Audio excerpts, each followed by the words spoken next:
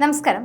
വമ്പൻ താരനിരയുണ്ടായിട്ടും ത്രിരാഷ്ട്ര ഏകദിന പരമ്പരയിൽ അഫ്ഗാനിസ്ഥാനോട് ഞെട്ടിക്കുന്ന തോൽവിയേറ്റുവാങ്ങിയ Indian A team captain Tilak വർമ്മയ്ക്ക് ഇപ്പോൾ രൂക്ഷ വിമർശനമാണ് സോഷ്യൽ മീഡിയയിൽ നിൽക്കുന്നത്. ആരാണ് ശരിക്കും തിലക് വർമ്മയെ ഇത്രയും മാത്രം രൂക്ഷമായി വിമർശിക്കുന്നത് എന്നതൊരു ചോദ്യചിഹ്നമാണ്.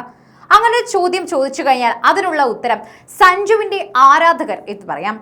ഒരു കൂട്ടം സഞ്ജുവിന്റെ ആരാധകർ സോഷ്യൽ മീഡിയയിലുണ്ട്.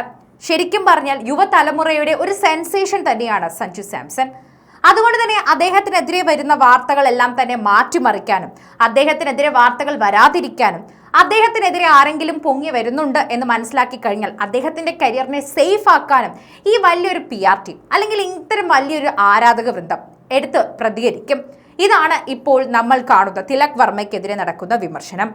സോഷ്യൽ മീഡിയയിലാണ് ആരാധകർ അദ്ദേഹത്തിനെതിരെ ആഞ്ഞടിച്ചുകൊണ്ട് രംഗത്തെത്തുന്നത്. മഴയെ തുടർന്ന് പാതിവഴിയിൽ ഉപേക്ഷിക്കപ്പെട്ട കളിയിൽ 349 റൺസ് എന്ന കൂറ്റൻ ടോട്ടൽ നേടിയിട്ടും ഇന്ത്യൻ ടീം തോറ്റുവെന്നതാണ് ആരാധകരോക്ഷം ഇരട്ടിയാക്കുന്നത്.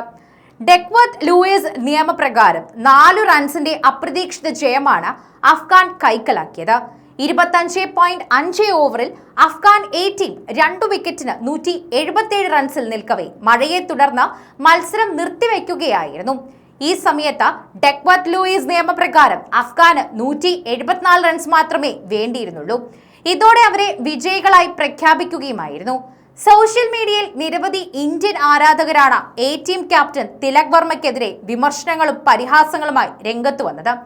T20യിൽ അടുത്തിടെ ഇന്ത്യൻ സീനിയർ ടീമിന്റെ വൈസ് ക്യാപ്റ്റനായി നിയമിക്കപ്പെട്ട തിലക് ഈ റോളിന് പറ്റില്ലെന്ന് BCCIക്ക് ഇപ്പോൾ ബോധ്യമുണ്ടായി കാണുമെന്നും പലരും ചൂണ്ടിക്കാട്ടുന്നു.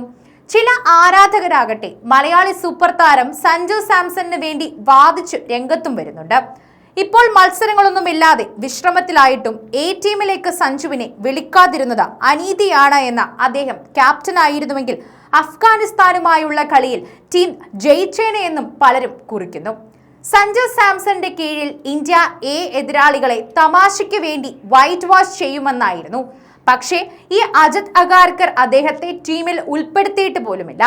സഞ്ജുവിനെ പോലെ കഴിവ് തെളിയിച്ച ഒരാൾ ഉണ്ടായിട്ടും അദ്ദേഹത്തെ അവഗണിച്ച് തിലക് വർമ്മയെ പോലുള്ള കളിക്കാരൻ ഇന്ത്യൻ എ ടീമിനെ നയിച്ചു കഴിഞ്ഞാൽ സംഭവിക്കുന്നത് ഇതായിരിക്കും. തിലക് ടുക് വർമ്മയുടെ നേതൃത്വത്തിൽ ഇന്ത്യ എ ടീം കുഞ്ഞന്മാരായി അഫ്ഗാനിസ്ഥാൻ എ ടീമിനോട് തോറ്റിരിക്കുകയാണ്.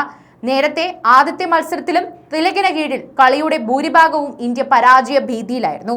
ശ്രീലങ്ക അവസാന 3 വിക്കറ്റുകൾ വലിച്ചെറിഞ്ഞതോടെയാണ് ഇന്ത്യ എ ടീം കഷ്ടിച്ച് രക്ഷപ്പെട്ടത്.